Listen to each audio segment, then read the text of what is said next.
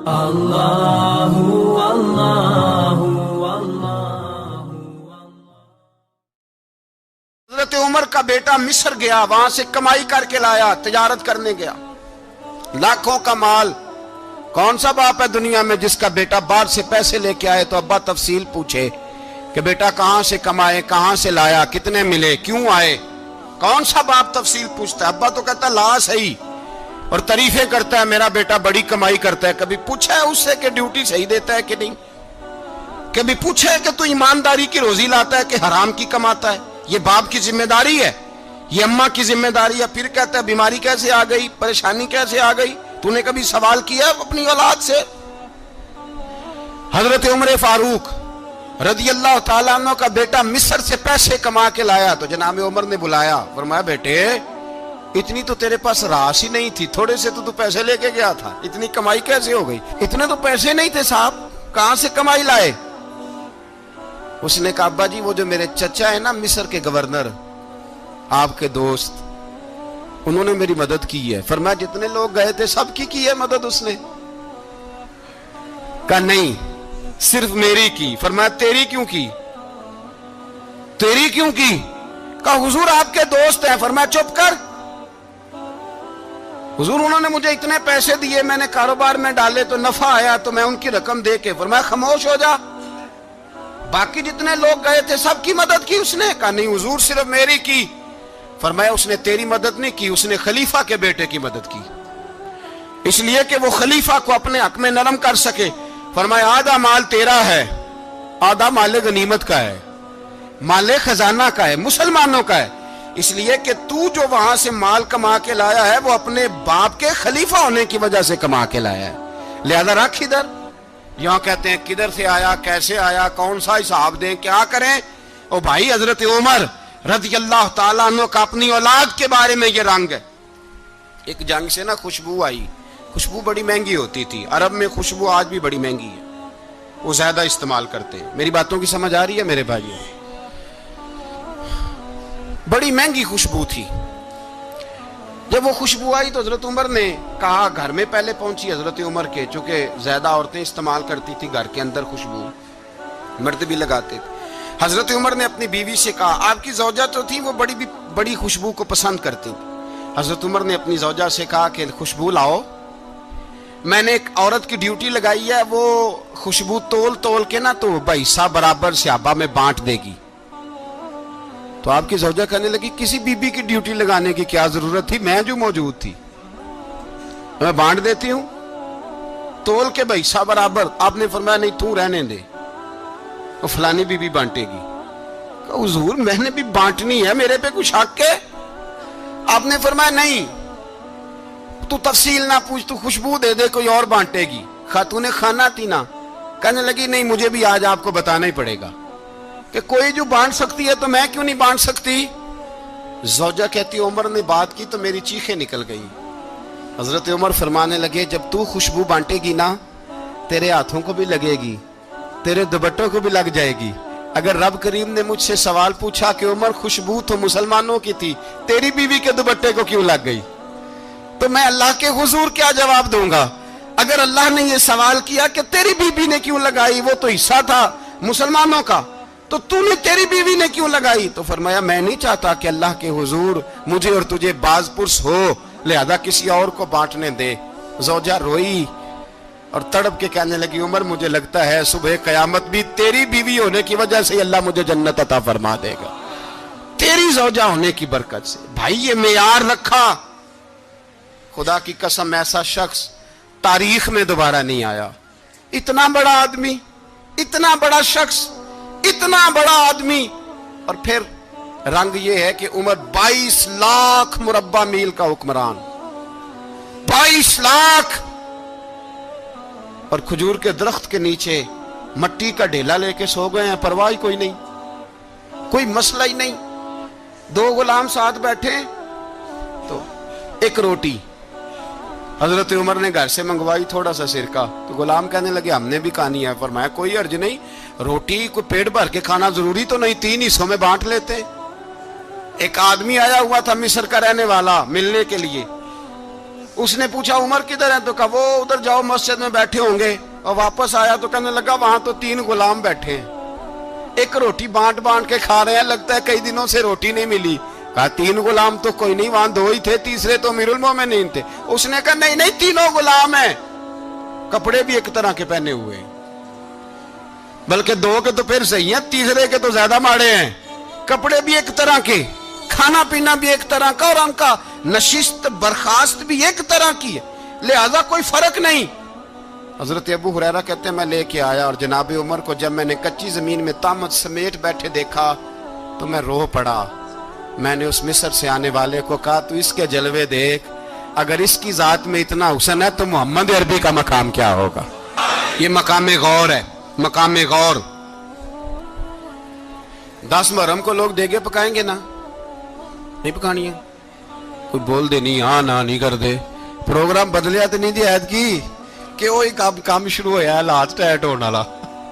کیوں جی پکنی ہے نا دیکھیں 10 محرم کو انشاءاللہ تعالی, ہم بھی پکائیں گے انشاءاللہ, یہاں بھی پروگرام ہوگا. تو 10 محرم کو جو دیگ پکنی ہے تو ایسا نہیں ہو سکتا کہ 1 محرم کو حضرت عمر کے نام کی بھی کوئی پک جائے. اگر امام حسن حسین کے نام کی دیگیں پکیں تو جو امام حسن حسین سے پیار کرنے والے ہیں, جو امام حسن حسین سے, ہم لوگوں نے بھی عجیب رٹا اپنایا ہے نا, ہم لوگ بات کا ایک پہلو دیکھتے ہیں دوسرا نہیں دیکھتے. حضرت امام حسن اور حسین کو بھی نبی پاک نے شہید کہا, اور جناب عمر کو بھی رسول اللہ نے خود شہید فرمایا. فرمایا شہید ہے, خود فرمایا اپنی زبان سے کہ یہ شہید ہے, خود میرا عمر شہید ہے. تو ان کے نام کی دیگ نہیں پکنی چاہیے, اس طرف نہیں ہماری توجہ ہونی چاہیے. اور اہل بیت نبو, یہ بات میں پہلے بھی کرتا ہوں, آج پھر کرنا ضروری سمجھتا ہوں. اہل بیت کا پیار, سن لو کان کھول کے, اہل بیت کا پیار اگر ہمیں کسی نے سکھایا ہے تو سیدنا عمر فاروق نے سکھایا ہے. اہل بیت نبوت کی محبت اگر کسی نے سکھائی ہے تو کس نے سکھائی ہے؟ بول کے بتائیے. حضرت عمر نے. اہل بیت کا پیار ہمیں حضرت عمر نے بول کر کے سکھایا ہے. بھائی یاد رکھیں, کسی کی طاقت نہیں تھی دم مارنے کی حضرت عمر کے سامنے, طاقت ہی نہیں تھی. کیسر و کسرا کانپ جاتے تھے, جرأت ہی نہیں کرتے تھے حضرت. اور ہمارے تو تعلقات بڑے ہیں نا غیروں سے. حضرت ابو موسیٰ اشعری رضی اللہ تعالیٰ عنہ فرماتے ہیں میرا منشی سائی تھا, وہ کاتب کہتے تھے وہ لوگ, میرا حساب کتاب عیسائی تھا. تو فرماتے ہیں ایک دن میں نے وہ سارا حساب کتاب لین دین کے حضرت عمر کو دکھائے تو فرمانے لگے جس نے لکھے ہیں اس کو بلاؤ. کہنے لگے ضرور مسجد نہیں آ سکتا. کیوں نہیں آ سکتا؟ کہنے لگے وہ عیسائی ہے. کہتے ہیں حضرت عمر جلال میں آ گئے. آپ فرمانے لگے جنہیں رب دور کرتا ہے تم کیوں قریب کرتے ہو؟ جنہیں اللہ دور کرتا ہے. فرمایا تم غیروں کو اگر عہدے دو گے تو اپنوں کا کیا بنے گا؟ اگر تم غیروں کو عہدے دو گے تو اپنوں کا. یہ سوچ ہے جو آج برما کے مسلمانوں کے لیے بھی ضروری ہے. کہا اگر تم غیروں کو عہدے دو گے تو اپنوں کا. ہم نے غیروں کو عہدے دیے تو دیکھا نا اپنے کس طرح کاٹے جا رہے ہیں. غیروں کو جو عہدے دے دیے, یرانے سارے غیروں سے روز دعویٰ ہوتا ہے چین ہمارا سجن ہے, چین ہمارا دوست ہے. او بھائی دوست ہے تو اس سے کہو نا کہ برما تو تمہاری ایک چھوٹی سی ریاست ہے, چین کے بغیر تو وہ سانس بھی نہیں لے سکتا. اس کو کہو نا اس حکومت پہ دباؤ ڈالے. لیکن ہم لوگوں نے غیروں کو عہدے دیے تو اپنے پس گئے. حضرت عمر کہتے تھے ذمی کا ہم ادب کریں گے, ذمی کافر کا ہم, ایسا کافر جو مسلمان ریاست کو قبول کرے, بدامنی نہ پھیلائے. ایک آدمی کو آپ نے دیکھا آنکھوں سے نابینا ہے اور بھیک مانگ رہا ہے, تو حضرت عمر کو نظر آ گیا. فرمایا کون ہو؟ اس نے کہا میں یہودی ہوں. فرمایا بھیک کیوں مانگتے ہو؟ کہا جب تک تندرست تھا مسلمانوں کو جزیہ دیتا تھا, بوڑھا ہو گیا ہوں کیا کروں. حضرت عمر نے گھوڑے کی پشت پہ بٹھایا, کافر کو گھوڑے کی پشت پہ بٹھایا اور بٹھا کے مدینے لائے. حضرت علی شیر خدا وزیر خزانہ تھے. فرمایا علی اس کا وظیفہ جاری کرو. کہا یہ کون ہے؟ فرمایا یہ یہودی ہے لیکن یہ ہمیں جزیہ دیتا رہا, بوڑھا ہو گیا بیچارہ, بھیک مانگنے پہ مجبور ہے, ہماری حکومت کے اندر رہتا ہے, اس کا پورا وظیفہ جتنا خرچہ اتنا وظیفہ لگاؤ. حضرت علی کہتے ہیں میں وظیفہ لگا رہا تھا اور وہ میرے نبی کا کلمہ پڑھ رہا تھا, وہ رسول اللہ کا کلمہ پڑھ رہا تھا. یہ مزاج, یہ نہیں کہ کافر. حضرت عمر نے گورنروں کو خط لکھے تھے کہ زبردستی کسی کو مسلمان نہیں کرنا, جہاں ان کی عبادت گاہیں بنی ہو گرانی نہیں, کوئی مندر کوئی گرجا ضائع نہیں کرنا. اسلام سب کو جینے کا موقع دیتا ہے، پر بےایمانوں، ظالموں، بدذاتوں، تمہیں یہ کہتا ہے کہ ہم تمہیں جینے کا موقع دیتے، تم بھی مسلمانوں کو جینے کا موقع دو۔ یہ جہاں بستے ہیں، جہاں رہتے ہیں، انہیں وہاں جینے کا موقع دو، انہیں بھی اللہ اکبر کہنے کا موقع دو، انہیں بھی قرآن پڑھنے کا موقع دو، انہیں بھی رسول اللہ پر درود پڑھنے کا موقع دو۔ ہمارے ملک میں عیسائی اپنی مرضی سے کھلے عام تبلیغ کرتے ہیں، یہاں تو چینل چلائے ہیں عیسائیوں نے۔ کسی مذہبی جماعت نے کبھی جلوس نکالا ہے کہ عیسائیوں کا چینل بند کرو؟ بولے نکلا ہے کہ نہیں نکلا؟ کتنے ظلم کی بات ہے۔ ہم جب غیر کو اتنا تحفظ دیتے ہیں، اتنا تحفظ دیتے ہیں، ہم نے دیکھا ہے، مجھے بیسیوں لوگوں نے عید پہ ٹیلی فون کیے کہ عیسائیوں کو قربانی کا گوشت دے لیں، مجبور ہیں جی، دروازے پہ آ گئے ہیں، ہمارے کام کاج کرتے ہیں۔ بیسیوں لوگ، عام آدمی کے دل میں ان کا اتنا جذبہ ہے، وہ مسائل کا بیان کرنا ایک علیحدہ بات، لیکن ہمارے دل کافر کے حق میں بھی نرم ہو جاتے ہیں۔ تم کس قدر زیادہ بےایمان ہو، اور کفر کس قدر زیادہ ذلیل ہو گیا ہے کہ مسلمان کے حق میں نرم ہوتا ہی نہیں۔ اور اس سے بڑے ذلیل وہ ہیں جو ان ذلیلوں کے سپورٹر ہیں، وہ کسی عرب ملک کے حکمران ہو یا کسی اور جگہ کے، وہ بڑے ذلیل ہیں جو ان ذلیلوں کے سپورٹر ہیں، جو برما کی بچیوں کے قتل پر اپنی حکومتیں چمکا رہے ہیں، انہیں شرم نہیں آتی۔ اس قدر مسلمان تڑپا ہے، لیکن ان بے غیرتوں کو ذرا ہوش نہیں آئی، اور یہ ان کے کماش، ان کے دلال جو ہر جگہ ان کی سپورٹ کر کے اپنی حکومتیں قائم کرتے ہیں، بے ایمانوں کو پتہ نہیں کہ کب ان پر اللہ کا عذاب اترے گا اور کس طرح ان کے پرخشے اڑیں گے۔ تمہیں اپنی ذلت اور رسوائی نظر نہیں آ رہی کہ زمین کس طرح تمہارے لیے تنگ ہو گئی ہے؟ اس سے زیادہ اور تمہاری رسوائی کیا ہوگی؟ ڈرو اللہ سے، اور یہ تو دنیا کا عذاب ہے۔ ان بطش ربک لشدید، میرا رب کہتا ہے قیامت تو قائم ہونے دے، اتنا سخت تیرے رب کی پکڑ ہے، اتنی کسی دوسرے کی ہو سکتی؟ یاد رکھیں اور تھوڑا احتیاط کریں ہم سب لوگ بھی، جو ہم لوگ آدھی زبان بول کے بھی ان کی سپورٹ کرتے۔ اب شرم آنی چاہیے ہمیں ان حکومتوں کی سپورٹ کرتے جو مسلمانوں کی لاشوں کے اوپر حکومتیں قائم کرتے ہیں، شرم آنی چاہیے۔ بہرحال بات دور نکل جائے گی، اور میں اپنے مضمون پہ رہتا ہوں۔ اہل بیت کا پیار اگر سکھایا ہے تو جناب عمر نے سکھایا ہے رضی اللہ تعالی عنہ، امام حسن ملنے۔ آپ یقین کریں، میں جب اس واقعہ کو پڑھتا ہوں تو میرا دل جھوم جاتا ہے۔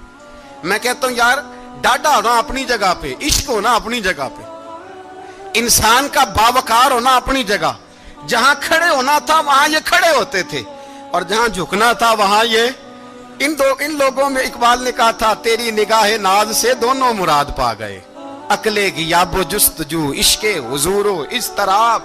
جہاں اگر آیا ہے سامنے کیسر و کسرا تو عمر جیسا دلیر کوئی نہیں، اگر سامنے آیا ایران کا بادشاہ تو عمر جیسا تگڑا کوئی نہیں، اگر آیا ہے سامنے غسان کا بادشاہ تو عمر جیسا عادل کوئی نہیں، لیکن اگر علی کا بیٹا آیا ہے، اگر فاطمہ کے لال پارے آئے ہیں، تو پھر فاروق اعظم سے جیسا محب کوئی نہیں، پھر ان سے جیسا پیار کرنے والا کوئی نہیں۔ اندر بیٹھے ہیں جناب عمر، اندر تنہائی میں کچھ وزیروں سے گفتگو ہو رہی ہے، میٹنگیں جاری ہیں۔ آپ کے بیٹے ملنے آئے جناب عبداللہ ابن عمر، ابا جی ملنا ہے، بات ٹھہرو، بات کر رہا ہوں، کوئی نہ اندر آئے۔ صاحبزادہ باہر کھڑا ہے، تھوڑی دیر گزری تو امام حسن بھی آ گئے۔ کون آئے؟ آپ کو عجب ملے گا امام صاحب کا نام لینے سے، وہ سردار ہیں جنتیوں۔ کون آئے؟ سارے بولیے، امام حسن، تیری نسل پاک میں ہے بچہ بچہ نور کا، تو ہے نے نور تیرا سب گھرانہ۔ امام حسن آئے تو حضرت عبداللہ ابن عمر کو دروازے پہ کھڑے دیکھا، کہا امیر المومنین کہاں ہیں؟ کہنے لگے حضرت عمر کے بیٹے۔ کہنے لگے وہ اندر بیٹھے، کچھ میٹنگ ہو رہی ہے، اور انہوں نے کہا کوئی اندر نہ آئے، لیکن آپ جانا چاہیں تو چلے جائیں، آپ جانا چاہیں تو، تیری نسل پاک میں ہے بچہ بچہ نور، آپ جانا چاہیں تو چلے جائیں۔ تو انہوں نے کہا جب آپ باہر کھڑے ہیں تو مجھے کوئی اتنا ضروری کام نہیں، اور ابھی زور کی نماز تھوڑی دیر میں ہوگی، میں مسجد میں مل لوں گا امیر المومنین سے۔ یہ بات کہہ کے امام حسن چلے گئے۔ یار اتنی بڑی بات نہیں تھی، اتنی بڑی بات نہیں تھی۔ وہ میرے استادوں کا بیٹا بھی آئے تو کہا ٹھیک ہے جی، وہ سوئے ہوئے ہیں تو کوئی غرض نہیں یار، میں ٹھہر کے آ جاؤں گا، کوئی بڑی بات نہیں تھی، دیکھا جائے تو بڑی بات نہیں تھی، پر بات بہت بڑی تھی، اس لیے کہ یہ خالی حسن نہیں، یہ حسن ابن علی ہے، یہ حضرت فاطمہ کے لخت جگر، حضرت عمر باہر نکلے, عبداللہ ابن عمر سے پوچھا کوئی آیا تو نہیں؟ تو کہا حضور امام حسن آئے تھے. تو کہا پھر شہزادے کو اندر کیوں نہیں بھیجا؟ کہا میں نے کہا تھا. وہ کہنے لگے اگر امیر المومنین مصروف ہیں تو میں ظہر میں مل لوں گا. حضرت عمر رونے لگے, فرمایا بیٹے تو نے اچھا نہیں کیا. پھر مسجد نہیں گئے, سیدھے امام حسن کے دروازے دستک دی. امام حسن باہر آئے, کہا شہزادے آئے تھے تو ملے کیوں نہیں؟ تو امام حسن کہنے لگے حضور آپ کا اپنا بیٹا دروازے پہ کھڑا تھا, آپ کا اپنا بیٹا دروازے پہ کھڑا تھا, اور منع بھی کیا تھا آپ نے تو میں زور میں مل لیتا. حضرت امام حسن فرماتے جوش جذبات میں جناب عمر نے سر سے پگڑی اتار دی, جوش جذبات میں. کہنے لگے حسن میرے بیٹے کا اور آپ کا کیا مقابلہ؟ کیا اس کی ماں کا نام فاطمہ الزہرا ہے؟ کیا اس کی نانی کا نام خدیجۃ الکبریٰ ہے؟ کیا اس کے نانے کا نام محمد مصطفیٰ ہے؟ آپ کا اور اس کا کیا مقابلہ؟ پھر رو پڑے اور کہنے لگے بیٹے میں مکے کے صحراؤں میں اونٹ چرایا کرتا تھا, یہ جو میرے سر پر عزت کے بال ہیں یہ تیرے نانے کے اگائے ہوئے. میں مکے کے خبردار شہزادے خبردار. او بھائی اہل بیت نبوت کے ادب کا رنگ اگر سکھایا ہے تو سیدنا عمر نے سکھایا ہے. حضرت عمر فاروق اتھارٹی ہے, اسلام کی اتھارٹی. یکم محرم حضرت عمر کی شہادت ہے. یہودی بول اٹھا, کافر بول اٹھا. اگر 6 مہینے عمر دنیا میں اور رہتے تو دنیا میں کوئی کافر موجود نہ ہوتا. 6 مہینے. اور جب اس بطل جلیل کا جنازہ اٹھا, اللہ بخاری پڑھیے نا, اللہ مرزقنا شہادت فی سبیلک, اللہ بسترے کی موت نہ دینا شہادت کی دینا. عمر شہید ہوئے, مسجد نبوی میں نماز پڑھاتے, اور جب جنازہ اٹھا تو مدینے کا پھر پیچھے جو دلیر بچے وہ مولا علی تھے. مولا علی جناب عمر کا جنازہ اٹھا تو سب سے پہلی ہائے جو نکلی وہ حضرت علی کی زبان سے نکلی, اور حضرت علی ساری داڑھی آنسوؤں سے بھر گئی. لوگوں نے کہا کہ علی کیا ہوا؟ فرمانے لگے تم دیکھ نہیں رہے جنازہ کس کا اٹھا ہے, پلٹ کے دیکھو تو صحیح, پتہ نہیں یہ کون گیا ہے. کہ حضور کیا ہوا؟